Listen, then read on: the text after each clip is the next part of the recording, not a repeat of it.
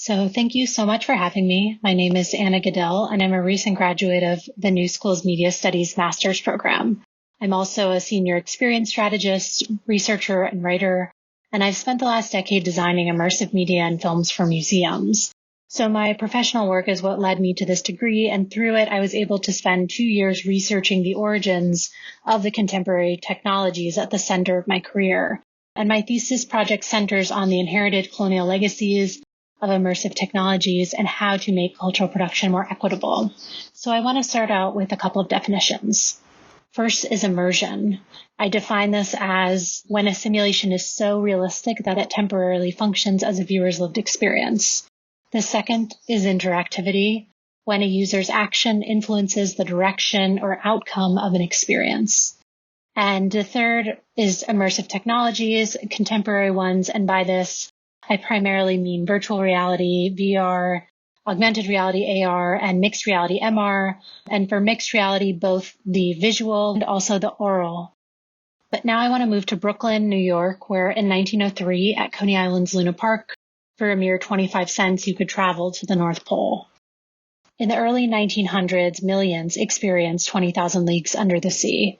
The immersive interactive ride began aboard the submarine Nautilus, a mix of elaborate colored electrical effects, 3.5 miles of moving panoramas hand-painted with detailed subaqueous scenes viewed through portholes all contributed to the illusion of underwater travel.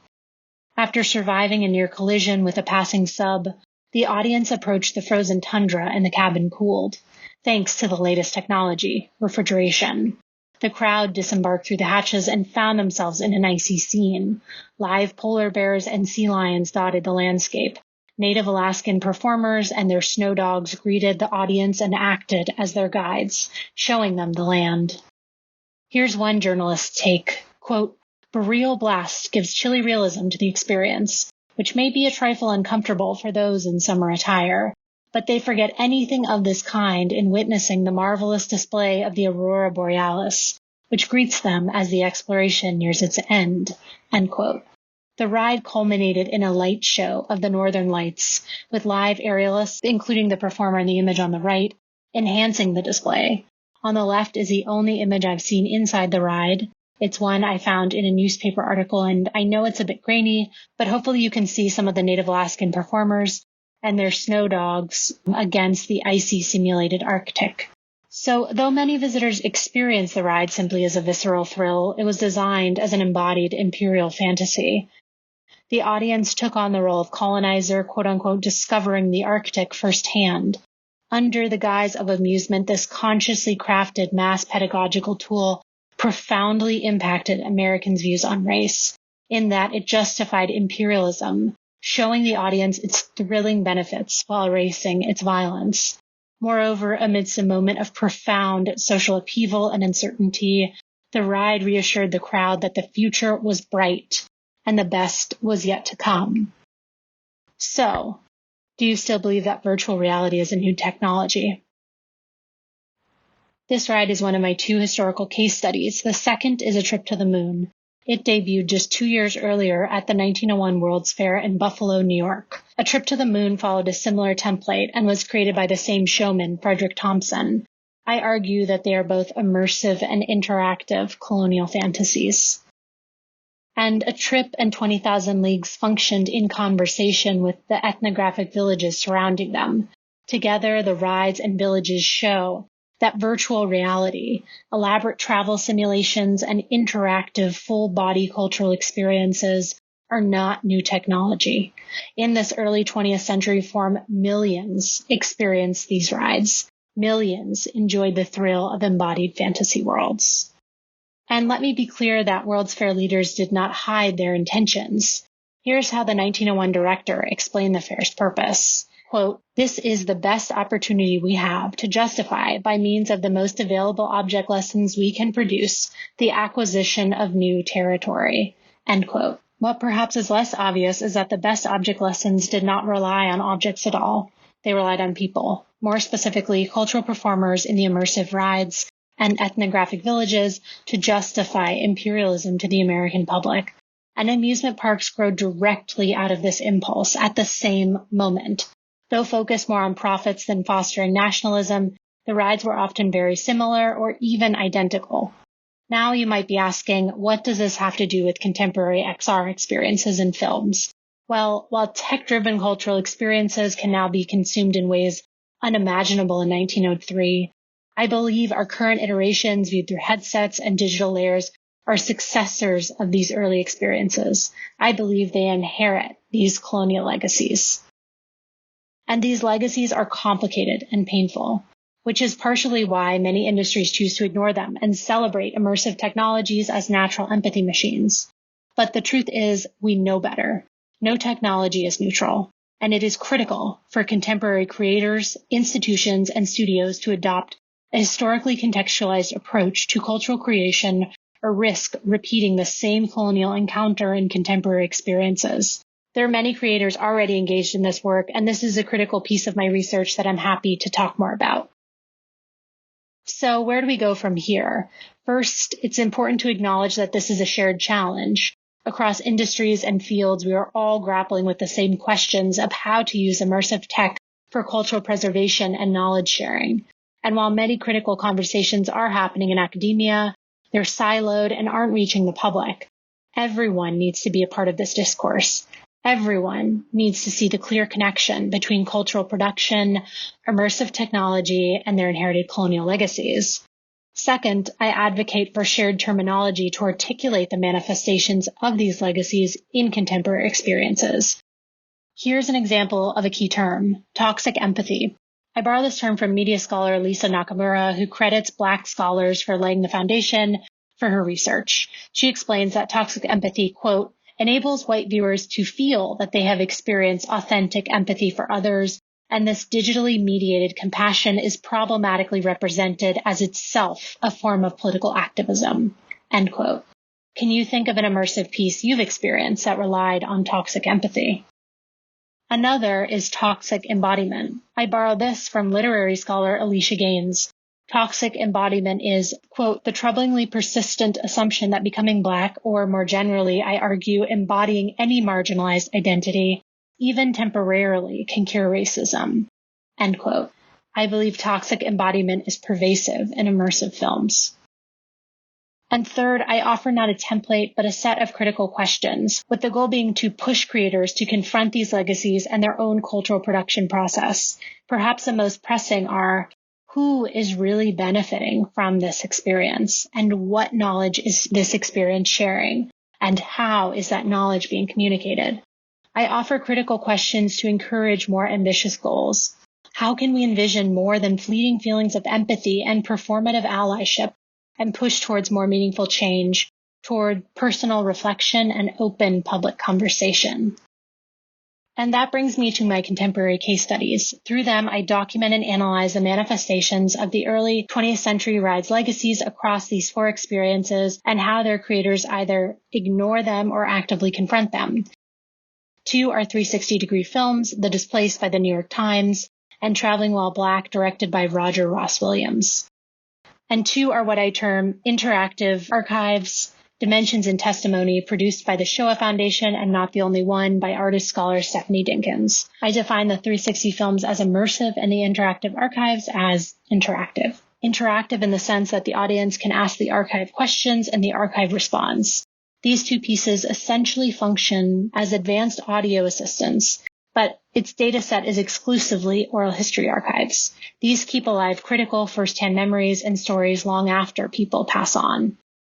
One side note, interestingly, unlike my historical case studies, none of the contemporary experiences use both immersion and interactivity. So however rudimentary or kitschy the early rides may appear to us now, experientially they offer more to their audience. This highlights their profound power, unmatched by even cutting-edge cultural experiences told through media over a century later. But today, I want to focus primarily on the 360-degree films. They offer a striking contrast, showing what happens when creators choose to ignore the medium's inherited legacies, as they did in The Displaced, versus in Traveling While Black, which confronts them. And by the way, these are both available on YouTube for free, and I encourage you to watch them. I'm more than happy to share the links. So in the interest of time today, I want to focus on the positive example of Traveling While Black. I believe its creator, Roger Ross Williams, addresses the legacies of the medium and considers the limitations of technology in creating his film. Traveling While Black immerses viewers in America's long and violent history of criminalizing Black freedom of movement. Though this legacy is centuries long, the film's focus is on the modern, on Jim Crow and through today. It shares both the mundane and dramatic horrors of anti-Blackness and the constant threat of violence Black people face every day as they move through the world. The film mostly takes place inside Ben's Chili Bowl, a Washington, D.C. restaurant, institution, and Black community gathering space. There, the viewer hears direct survivor testimonies, stories rooted in resilience over a nourishing meal. So what sets this film apart from the many others of supposedly VR for good pieces? First, it's grounded in cultural specificity, not in the universal. Here's how director Roger Ross Williams frames it. In describing it, he says, quote, "Our stories, our music have always been stolen from us. Traveling While Black is a story of life or death and danger and community and all those things, but it is our story. It is for us to tell. It is not for anyone else." End quote. Thus, the film is not presented as a universal human story. From the outset, it is clear that this is a Black American story that Black people are sharing. It is clear who is leading the conversation. Second, it's firmly rooted in cinema history. The film opens in an empty theater. This shows how 360 is not a new technology, but the latest iteration of film, which has a long and bumpy history as both a propaganda machine and critical documentary tool. Moreover, the empty theater also begs the question, who else is in the audience? Who is the viewer in community with?